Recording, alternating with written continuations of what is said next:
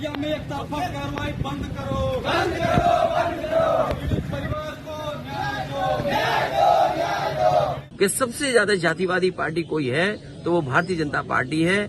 उस घटना में भी लाभ लेना चाहती है राजनीतिक, जब पूरी की पूरी गलती भारतीय जनता पार्टी की सरकार की है। कभी कोई पूछे जाकर के कि जो परिवार थे उन्होंने कितनी बार दरखास्त दी, कोई जिम्मेदार है न्याय न देने के लिए तो वो भी इस घटना का अपराधी होगा।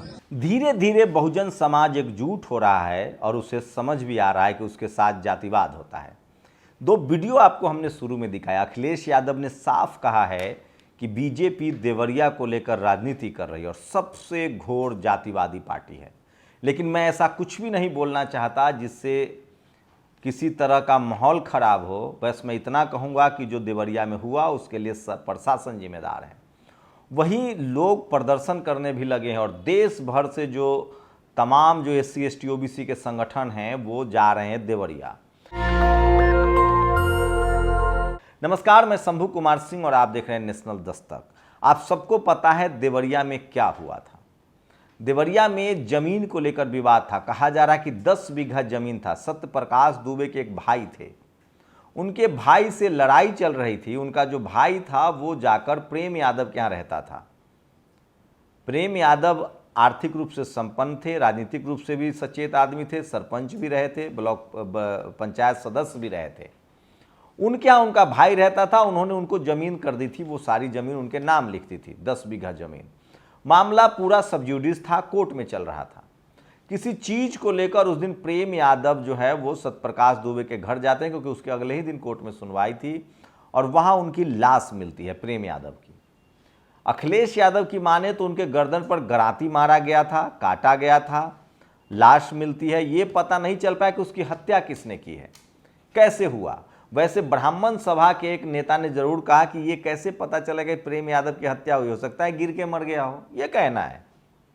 खैर, उसके बाद उस घटना को लेकर विवाद बढ़ा और पूरे गांव के लोगों ने हमला कर दिया। जो नामजद अभियुक्त बनाए गए हैं उसमें 8 यादव समाज के लोग हैं, 12 ब्राह्मण समाज के लोग हैं, 4 राजभर समाज के लोग हैं, 2 पाल समाज के लोग हैं, 50 जो है वो अज्ञात हैं। अब जिस शख्स की आरोपी हुई है नवनाथ मिश्रा की, वो जिसके पास से वो रिवॉल्वर राइफल भी मिला है, कहा जा रहा है कि उसी राइफल से सत्यप्रकाश दुबे जी और उनके परिवार की हत्या की गई। आरोपी जो है वो नवनाथ मिश्रा पकड़े गए हैं, ये पुलिस का कहना है। उसके बाद शुरू हो गई राजनीति। लगातार चूंकि सत्यप्रकाश दुबे जी के घर के 5 सदस्यों की हत्या हो गई थी सत्यप्रकाश दुबे सहित, तो बहुत ही मार्मिक घटना थी। नेताओं का आना बहुत ज़रूरी था, आना भी शुरू हुआ। लेकिन सवाल यही उठने लगा कि सारे के सारे जो ब्राह्मण समाज के नेता थे, डिप्टी CM हो, मुख्यमंत्री जी भी पीड़ित से मिले, उसके बाद MLA MP सब लोग ब्राह्मण समाज के लोग थे और वो खासकर सत्यप्रकाश दुबे के यहाँ गए, जबकि मौत प्रेम यादव की भी हुई थी। लेकिन उससे भी बड़ा सवाल उठा कि प्रेम यादव के परिवार के घर पर बुलडोजर का चस्पा दिया गया। अभी तक घर ढहा नहीं गया है, लेकिन चस्पा दिया गया। उसके बाद लोगों ने सवाल करना शुरू कर दिया कि हत्या तो प्रेम यादव की भी हुई है, मौत तो प्रेम यादव की हुई है और अभियुक्त पूरे गांव वाले हैं, तो सब पर कार्रवाई हो। जो सारे जो आरोपी पकड़े गए उन पर कार्रवाई हो, जो आरोपी हैं उन पर कार्रवाई हो, जांच हो। बुलडोजर सिर्फ प्रेम यादव के घर पर ही क्यों चलेगा? जो 12 मिश्रा हैं जो आरोपी हैं उन पर भी चले, 8 यादव हैं उन पर भी चले, 4 राजभर हैं उन पर भी चले, पाल हैं उन पर भी चले, अज्ञातों की भी पहचान की जाए। तो कई लोगों का तर्क था कि ये सारा विवाद प्रेम यादव की वजह से ही शुरू हुआ, इसीलिए उसकी हत्या हुई। लेकिन क्या ये लॉजिक में दम है? तो इस लॉजिक के हिसाब से तो लोग ये भी कहेंगे कि प्रेम यादव सबसे पहले प्रेम यादव की हत्या हुई, फिर बदले में हत्या हुई। लेकिन मैं फिर कह रहा हूं, सत्यप्रकाश दुबे जी के परिवार की हत्या को भी जायज नहीं ठहराया जा सकता। ये बिल्कुल विभत्स है, नरसंहार है और कोई आरोपी बचना नहीं चाहिए। और प्रेम यादव की किसने हत्या की, इसकी भी बाकायदा जांच होनी चाहिए। फिलहाल स्टेटस ये कि प्रेम यादव के परिवार में 4 बच्चे हैं।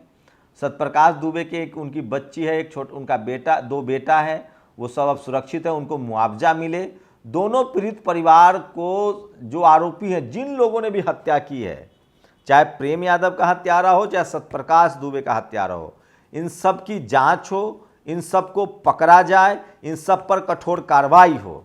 जो हत्यारे हैं, जो हत्या के आरोपी हैं, उनको कोर्ट से फास्ट ट्रैक में सजा दिलाई जाए, उनकी संपत्ति जब्त की जाए, कोई लिंचिंग नहीं चलेगी।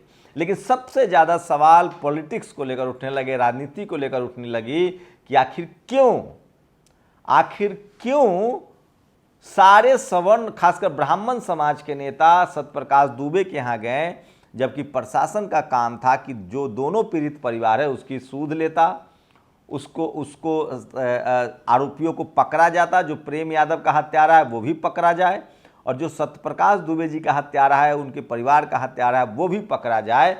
वहीं से लोगों को मन में खटकने लगा कि क्या जाति की वजह से सत्यप्रकाश दुबे जी को पूरी सहूलियत मिल रही है और प्रेम यादव के साथ भेदभाव हो रहा है। उसके बाद से लगातार वहां संगठन के लोग जाने लगे, तमाम SC ST OBC के लोग जाने लगे, किसान कम्युनिटी के लोग जाने लगे, और वहां युवाओं ने भी अब प्रदर्शन किया है, जो ये तस्वीरें दिखा रहा हूं। तो देवरिया कांड में यही स्थिति, अभी यथास्थिति स्थिति बनी हुई है, अभी बुलडोजर चला नहीं है। लेकिन सवाल यह है कि जो ये हत्या है वो बहुत जघन्य है, और इस हत्या में जो लोग भी शामिल हैं उनको सख्त से सख्त सजा मिलनी चाहिए। सत्यप्रकाश दुबे के परिवार की जिसने भी हत्या की है, तो देवरिया में एक तरफा कार्रवाई बंद करो, पीड़ित को न्याय दो। ये वीडियो है जो सोशल मीडिया पर वायरल हो रहा है।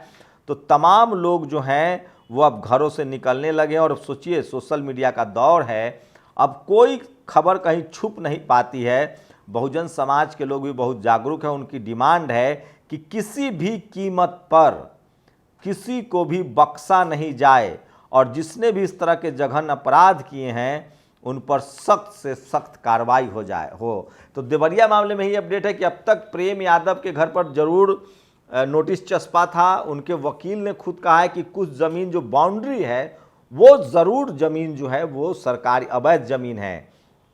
वही राजेश साहू जो दैनिक भास्कर के पत्रकार है, वो कहते हैं कि प्रेम यादव के आसपास शेड्यूल कास्ट के लोग, राजभर समाज के लोग भी सरकारी ज़मीन पर घर बनाए हुए हैं, तो क्या उनके घर पर भी बुलडोजर चलेगा। लेकिन ये बात भी है कि प्रेम यादव के मकान का कुछ मकान नहीं, उनके बाउंड्री का कुछ हिस्सा उनके वकील के हिसाब से ही आधा कट्ठा ज़मीन करीब जो है वो है।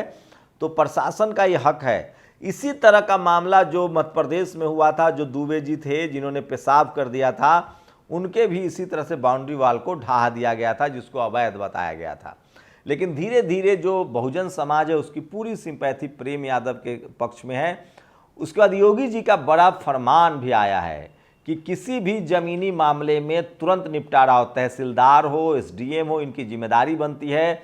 यूपी में ज़मीन कब्जाने का खेल लगातार चल रहा है, और ख़ासकर शेड्यूल कास्ट के लोग सबसे ज़्यादा पीड़ित हैं। एक तो उनके पास ज़मीन नहीं होती है। अगर बिहार के जाति जनगणना की माने तो 70% से ज़्यादा ज़मीन पर बिहार में सवर्ण समाज का कब्जा है, भूमिहार, ब्राह्मण, राजपूतों का। बाकी 30% में तमाम जातियाँ, उसमें OBC के पास भी कुछ ज़मीन है, लेकिन शेड्यूल कास्ट के पास बिल्कुल कम ज़मीनें हैं। यूपी में सबसे ज़्यादा शेड्यूल कास्ट के लोग प्रताड़ित हैं, पिछड़े भी प्रताड़ित हैं। ज़मीनों का खेल वेल वहाँ बहुत चल रहा है। इस तरह के रोज़ मामले आते रहते हैं। अभी सोचिए कि अमेठी में भी लोग भूख हड़ताल पर बैठे थे, तो आज भी मुझे एक फ़ोन आया कि मेरे साथ इस तरह से हो रहा है। तो ज़मीन को लेकर योगी आदित्यनाथ ने ज़रूर फरमान जारी किया है, जो CM हैं यूपी के, कि 30 दिनों के अंदर जितने ज़मीनी विवाद हैं वो यूपी में सुलझा दिए जाए। ये सरकार के लिए अच्छा है, इकबाल के लिए अच्छा है। देवरिया के मामले ने जातिवाद को फिर से ज़रूर चर्चा में ला दिया, और लोगों को लगता है कि क्या शासन, प्रशासन, सरकार जाति के आधार पर काम करती है। अखिलेश यादव का कहना है कि इस मुद्दे पर मैं राजनीति नहीं करना चाहता हूँ, मैं चाहता हूँ कि प्रशासन न्याय करे। आप लोग की अपनी प्रतिक्रिया क्या है? अपनी प्रतिक्रिया जरूर दीजिए। शुक्रिया। नेशनल दस्तक की आपसे गुजारिश है कि अगर इसको बचाना चाहते हैं तो नेशनल दस्तक को सब्सक्राइब करने के लिए रेड कलर के सब्सक्राइब बटन को दबाएं, फिर बेल आइकन की घंटी दबाएं। नेशनल दस्तक को बचाने के लिए बहुत जरूरी है कि हर खबर को शेयर करें, लाइक करें, कमेंट जरूर करें।